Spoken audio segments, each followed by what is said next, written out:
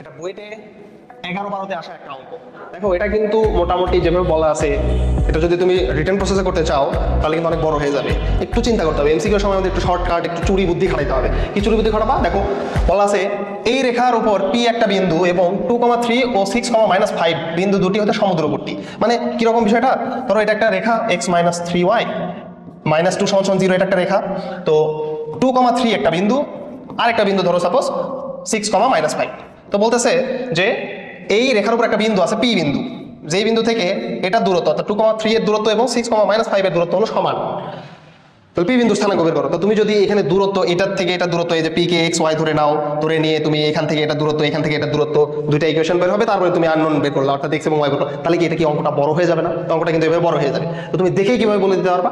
একটু খেয়াল করতে হয় এই জন্য। দেখো এই রেখার উপর একটা বিন্দু পি, তাহলে x-3y -2 = 0 এই রেখার উপরে যদি পি বিন্দু অবস্থিত হয়, তাহলে এই বিন্দু দ্বারা এই রেখাটা কি সিদ্ধ হবে না?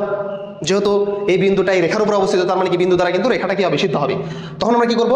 এই যে চারটা অপশন দেওয়া আছে, এই চারটা অপশন কি করবো আমরা এই সরলরেখার উপর বসাই দিব। সরলরেখার এক্স এবং ওয়াই বসাই দিব, বসাই দিয়ে দেখবো 0 আসে কিনা। যদি 0 আসে তাহলে বুঝবো যে না ঠিক আছে। যেমন ধরো এই যে 12 বসায় দাও, এক্স এর মান 12 বসায় দিলা, -3 × ওয়াই এর মান 14 বসায় দিলা, -2। দেখো তো কত আসে? 12 - 3 × 14 কত? 42। তাহলে 12 - 42 মানে হলো কত? -30, -2, -28 হচ্ছে না কিন্তু। তারপরে এটা দেখো, এটা কিন্তু 0 হইল না।